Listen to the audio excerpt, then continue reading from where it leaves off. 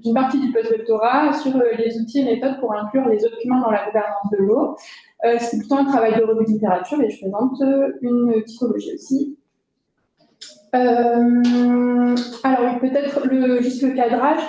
Je réalise ce post-doctorat dans le cadre du PEPR Water et du projet ciblé 7 gouvernance et accompagner les transitions socio-écologiques, qui est supervisé par Gwenaëlle, Catherine et Olivier Barreto. Et ah oui, du coup, j'ai pas mis là. Donc l'objectif du projet ciblé, c'est d'imaginer un peu des nouveaux modes de gouvernance et des nouvelles méthodes pour gouverner l'eau comme commun.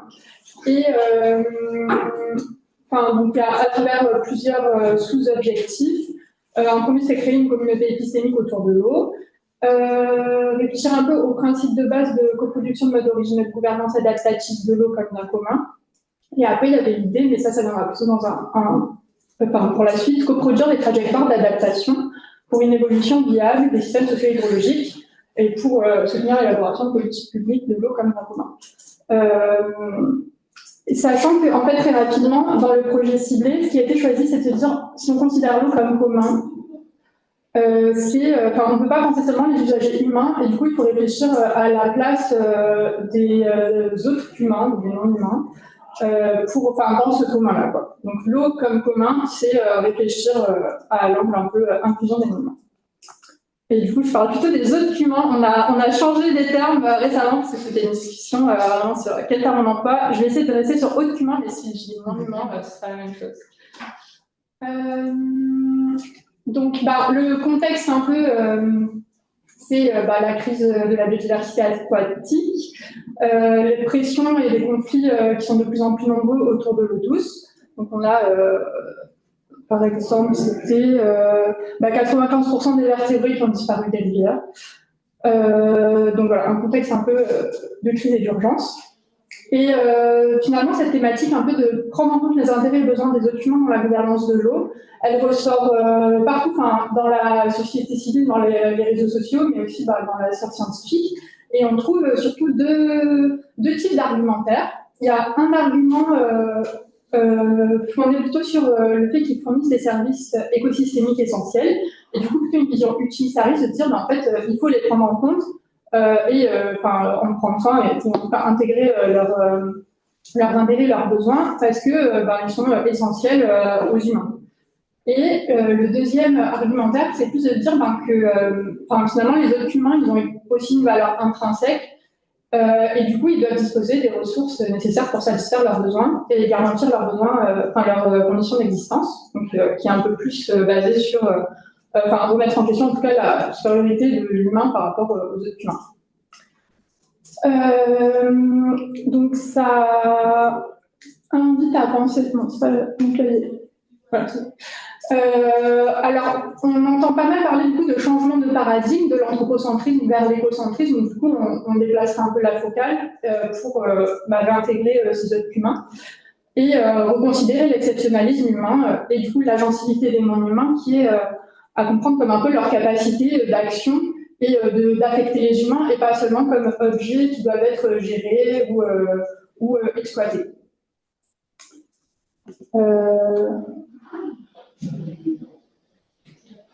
Voilà. Et donc là, les réflexions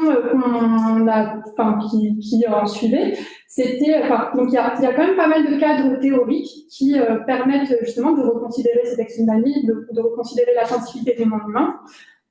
Il existe des cadres théoriques, mais le problème, c'est que comment en fait on fait en pratique pour le faire dans la gouvernance, parce que entre ce qu'on lit et les idéaux, en fait, c'est concrètement par où on commence et qu'est-ce qu'on fait pour le faire. Donc moi, sur mon postdoc, j'avais vraiment un angle méthodologique et opérationnalisation de ce changement de paradigme. Voilà. Ça.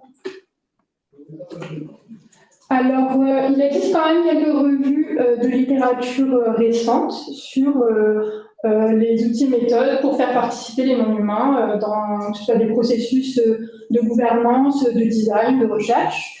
Mais il n'y en a pas qui sont centrés sur l'eau, et en fait, pas tant sur la gouvernance, plutôt sur le design. même si on a, alors il y en a qui sont aussi sur l'agriculture et planification urbaine. Et donc voilà, ma mission principale, c'est de réaliser une revue de littérature sur les équipements existants qui permettent d'inclure les documents dans la gouvernance de l'eau comme commun.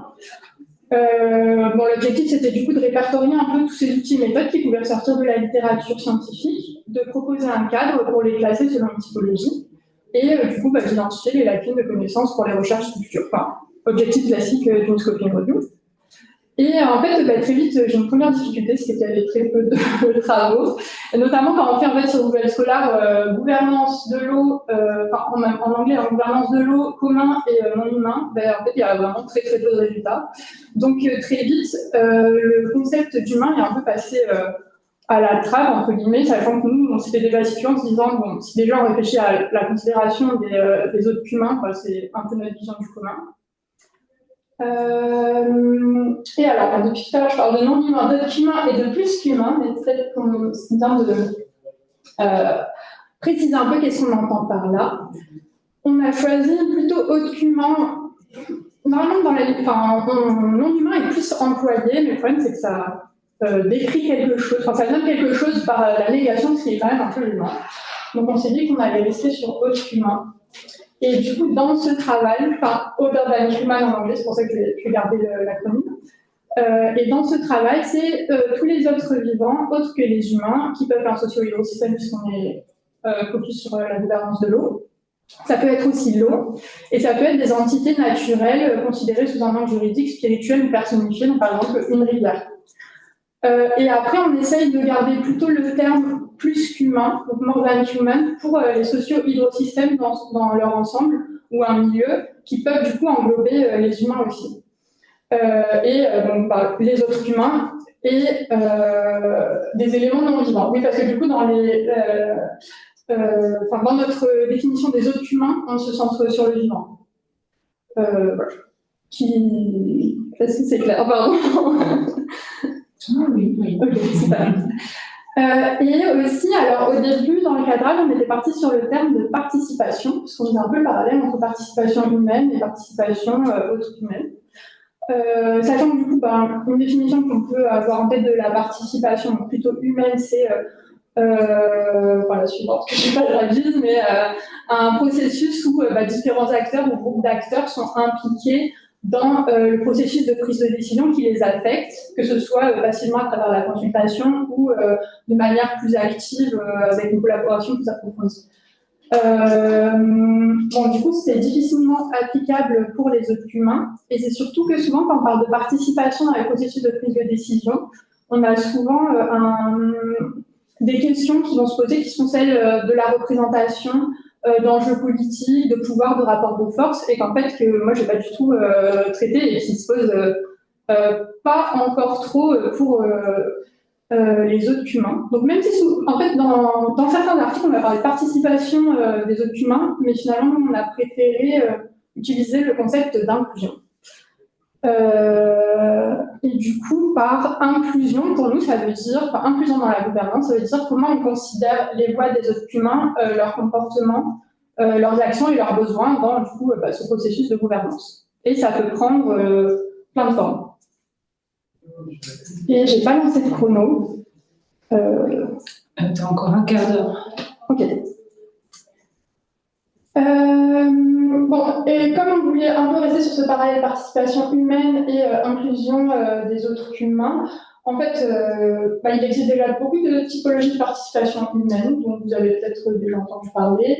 Ça peut être selon le degré d'engagement des acteurs, comme l'échelle de participation d'Arshine, qui est un peu la plus connue, selon le mode d'engagement. Donc là, c'est plutôt par rapport, par exemple, au flux de connaissances, l'essence des flux d'informations et de connaissances ou la maîtrise de ces flux.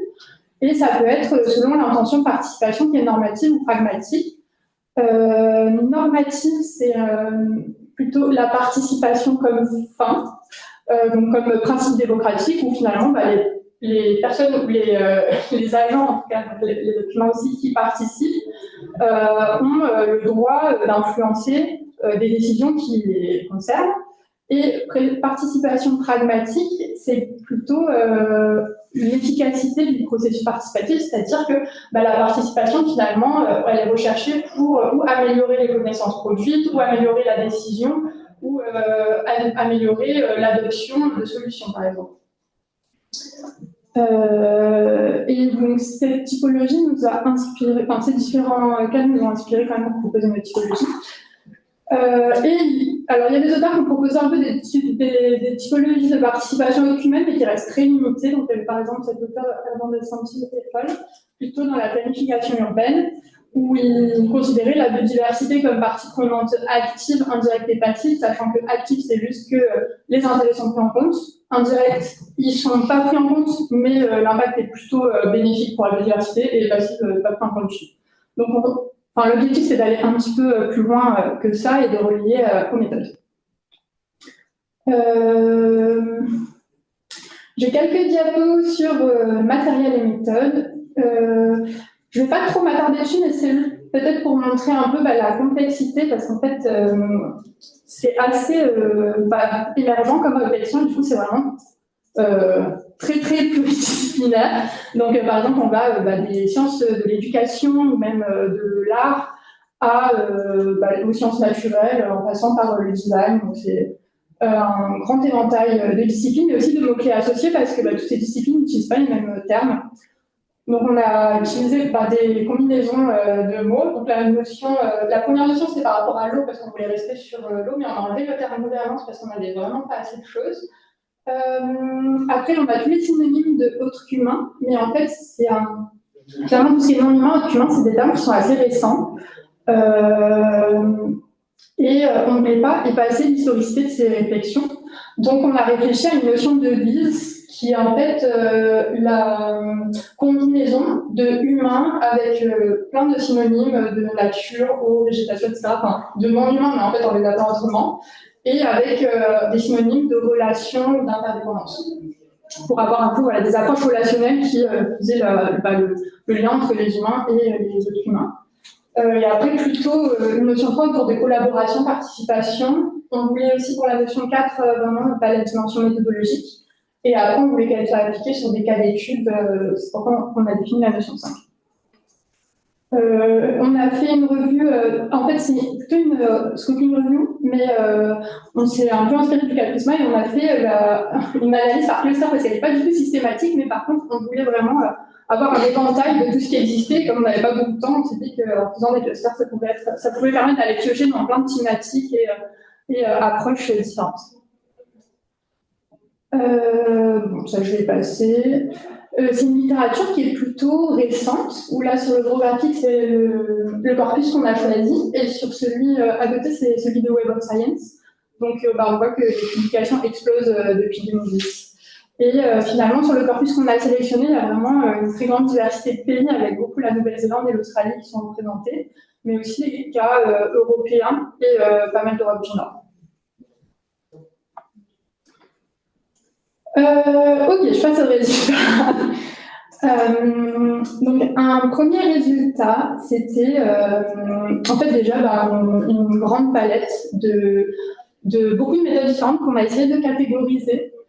Et alors, ces catégories peuvent être complètement discutables, mais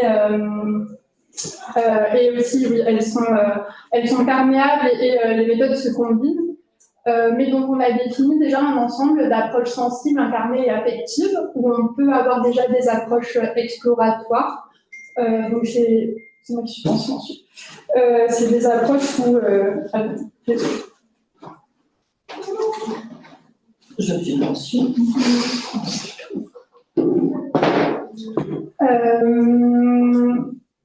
Donc, les méthodes exploratoires, c'est plutôt des approches où les participants humains vont aller dans un cadre, donc souvent en extérieur, à la rencontre des autres humains. Donc, c'est par exemple les marches autour de l'eau, des activités de restauration écologique. Après, on avait tout un ensemble d'approches artistiques qui peuvent être très, très diversifiées. On a un ensemble d'approches ethnographiques et de méthodes d'enquête. Donc, ça peut être des photos, des enregistrements multimédia, les entretiens ou l'observation participante.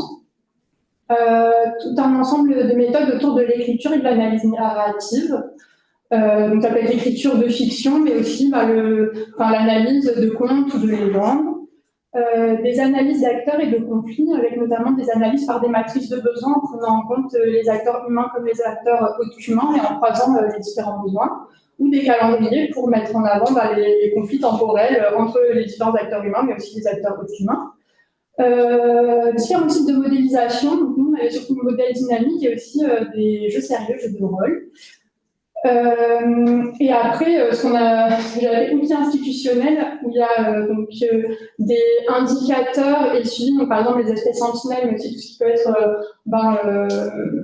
c'est comment, enfin des indices de santé d'une rivière où il y a beaucoup d'indicateurs qui sont pris en compte dans un cadre, des choses comme ça, ou même des méthodes de définition des équilibres écologiques. Et après, dernier sous-ensemble, c'est tout le cadre des droits de la nature. Donc ça, c'est un peu la palette qu'on a eue. Et bien sûr, j'ai mis des exemples, mais voilà, les catégories sont assez perméables. Par exemple, on a du mal à savoir par rapport aux photos et enregistrements multimédia, il y en a qui les considèrent vraiment comme approche ethnographique et d'autres comme approche artistique. Et c'est un mélange des deux, ça dépend comment elles sont employées. Voilà. Mais c'était surtout pour présenter une palette de couleurs plus que vraiment réfléchir à catégoriser ça de manière stricte.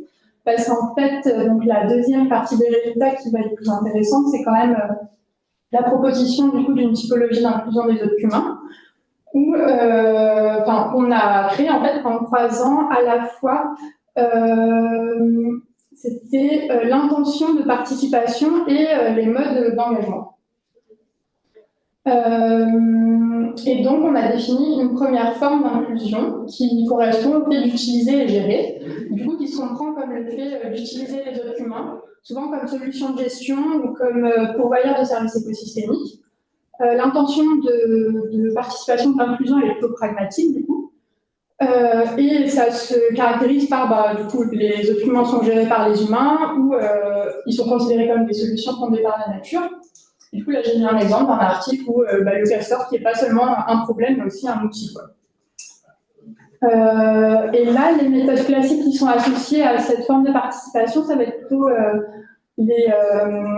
dans tout ce qui est définition d'indicateurs et suivi, des biais écologiques et aussi une modélisation et plutôt modèle dynamique, encore plus qu'on a. Alors après, en deuxième forme d'inclusion, on avait le fait de comprendre les relations. Et là, du coup, c'est le fait de collecter ou de coproduire des connaissances, plutôt entre humains, sur les relations entre les humains et les autres humains. Et aussi, un élément important, c'est de rendre ces relations visibles, finalement. L'intention est aussi pragmatique parce que c'est plutôt pour l'amélioration du processus de production de connaissances. Et donc là, les modes d'engagement, finalement, on a les autres humains et les humains qui sont considérés comme des sujets d'étude, mais qui sont quand même dotés d'une capacité d'action, qu'on leur reconnaît en tout cas. Et alors, un deuxième type, ça peut être aussi de prendre en compte les autres humains à travers les connaissances et les pratiques d'humains engagés dans des relations avec eux, mais souvent qui s'inscrivent dans la durée. Et là, c'est par exemple plutôt le cas des études autochtones.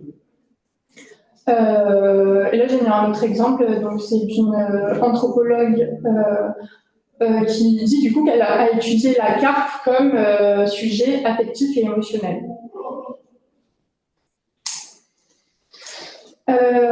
Et voilà, comme méthode, on a plutôt les méthodes ethnographiques et d'enquête, et aussi on va avoir des méthodes d'analyse d'acteurs et de conflits.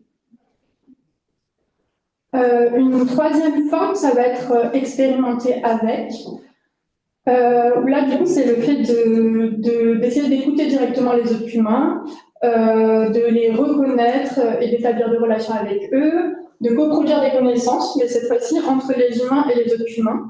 Donc, c'est ce qui distingue par rapport à les catégories précédentes.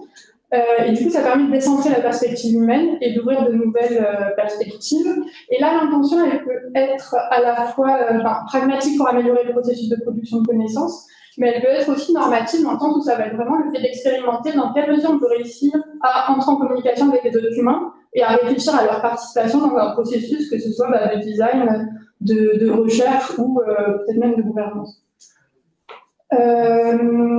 Et donc là, en fait, on a les autres humains et les humains qui participent directement à une activité qui est conçue vraiment comme une expérience partagée entre les deux, donc on a vraiment un contact. Les documents peuvent être considérés vraiment comme participants ou collaborateurs de recherche. Donc pour donner un autre exemple, c'est Holtz qui disent de considérer l'eau pas seulement comme un sujet d'étude, mais comme une part, enfin vraiment une personne avec qui on peut, enfin quelque chose avec quoi on peut rentrer en conversation, comme un égal ou un interlocuteur central. Excusez pour la traduction terrible. Et du coup, on a plutôt les méthodes exploratoires dont je parlais précédemment, le fait de faire des marches autour de l'eau, ou ça peut être des tours en bateau aussi, enfin vraiment d'expérimenter. C'est souvent conjugué aussi à des approches artistiques, quand même, et aussi des activités de restauration écologique. Donc la quatrième forme, il y en a 5, je vous rassure. La quatrième forme qu'on a définie, c'était le fait d'imaginer. Et du coup, c'est imaginer un monde ou un futur dans lequel les êtres humains occupent une place centrale. Ça permet d'envisager de nouvelles relations, toujours de décentrer la perspective humaine et d'ouvrir la voie à d'autres façons de penser et d'interagir. Donc là, c'est vraiment une approche, voilà, plus sur imaginer qu'est-ce qui se passerait si. Sachant que le si, souvent, c'est par exemple si on pouvait communiquer facilement avec les êtres humains. Enfin voilà, c'est vraiment des approches spéculatives. Et là, du coup, on a les êtres humains qui participent de manière fictive, du coup, ou simulée, au sein d'artefacts humains, qui peuvent être, par exemple, un jeu de rôle. Donc là, l'exemple aussi que je donne, c'est l'exemple d'un jeu de rôle, où... alors... j'arrive pas à faire je vous laisse la lire. Donc, et comme méthode classique, on a donc des méthodes d'écriture et d'analyse narrative, plutôt des approches artistiques aussi, et les jeux de rôle.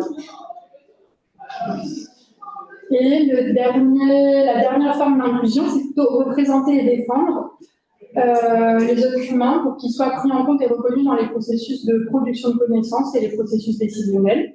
C'est une forme qui peut être pragmatique pour améliorer le processus décisionnel, mais aussi normative parce qu'on pense que les êtres humains devraient avoir le droit de participer aux décisions qui les concernent, etc.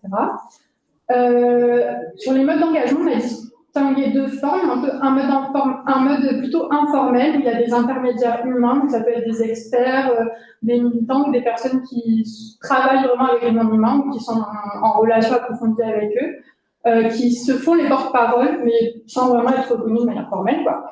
Et un cadre un peu plus formel, où là, les documents sont reconnus au sein de cadres juridiques, donc ça peut être plutôt associé par le droit de la nature, ça peut être une personnalité juridique ou autre, et du coup là on leur attribue des porte-paroles ou des tuteurs officiels.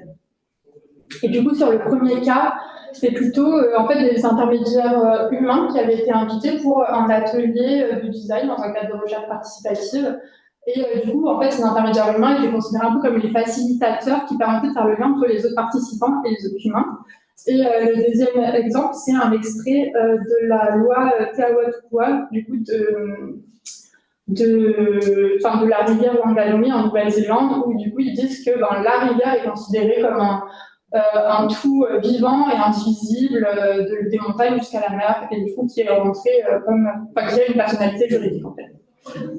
Et les méthodes classiques sur lesquelles on s'est basé, c'est principalement qui sont ressorties, c'est les droits de la nature. C'était 5 minutes. Ok, ça marche. Je vais passer, ça c'est une reprise, à la discussion. Alors, en limite des perspectives de la revue, c'est vrai que c'est pas évident de définir les mots-clés, comme vous avez pu voir. Le fait que ce soit un sujet émergent, transversal, etc. Donc, il manque sûrement plein de choses. Ça n'a pas pour but d'être exhaustif. Et notamment, par exemple, on a vu après tout un travail, un projet sur les technologies de communication avec les animaux autres qu'humains, et avec notamment beaucoup de questions éthiques en fait qui se posent. Donc super intéressant comme travail. Et ça pourrait être intéressant aussi comme perspective d'élargir en dehors de l'eau pour voir les supérieurs et voir comment aussi ça peut être ramené. Nous, plutôt à notre sujet sur la gouvernance de l'eau, mais en tout cas, le parallèle entre gouvernance de l'eau et gouvernance d'autres communs peut être assez cimenté.